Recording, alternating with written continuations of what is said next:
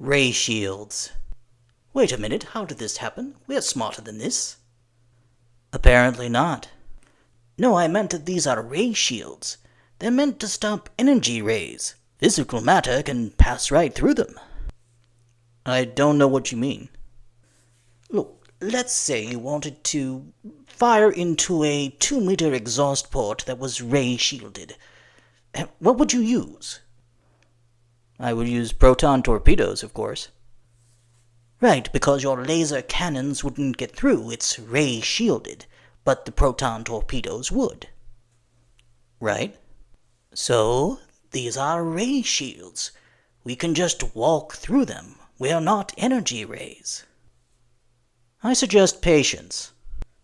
Okay, you see, Anakin, this is why you're not master.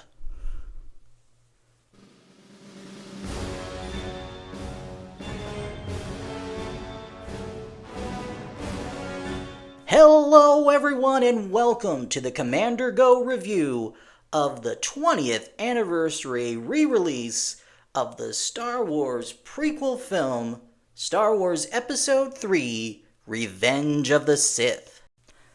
Now, to help me introduce the review, please welcome the man, the Sith, the legend. Please welcome Darth Vader. Welcome, Lord Vader. How do you like the show so far? Impressive. Most impressive. Well, Lord Vader, this movie, it's about a very tragic period in your life. This must bring up some very painful memories for you, doesn't it? Indeed, but my pain only serves to increase my power. Okay, well, one thing I think everybody would like to know is what really went on in the Jedi Temple with those younglings. Lord Vader? Hello? This communication is terminated. Pray I don't terminate you with it.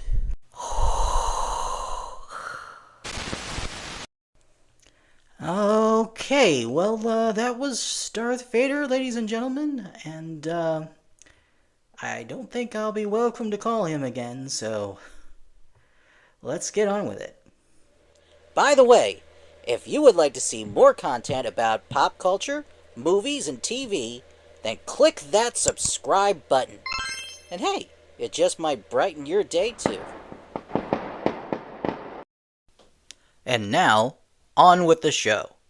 Star Wars Episode 3 Revenge of the Sith is the third and final film of the Star Wars prequel trilogy released in 2005.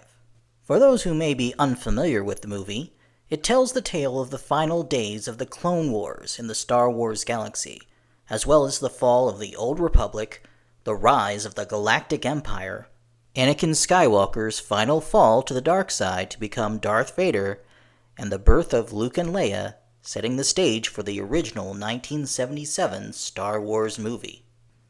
While Lucasfilm has been known to make small changes or updates to Star Wars movies upon re-releasing them, in this case the only difference I saw was a short new sequence of Hayden Christensen introducing the movie before the start of the film. After that, the movie seemed to play out exactly as I remembered it. 2005 was a different time for movies. While digital effects were slowly being phased into blockbuster movies since the 1980s, the late 90s to mid-2000s were a time when filmmakers had access to a complete digital toolkit for the first time. You can see in movies like Revenge of the Sith how much the filmmakers of the time were enjoying playing with this new toy.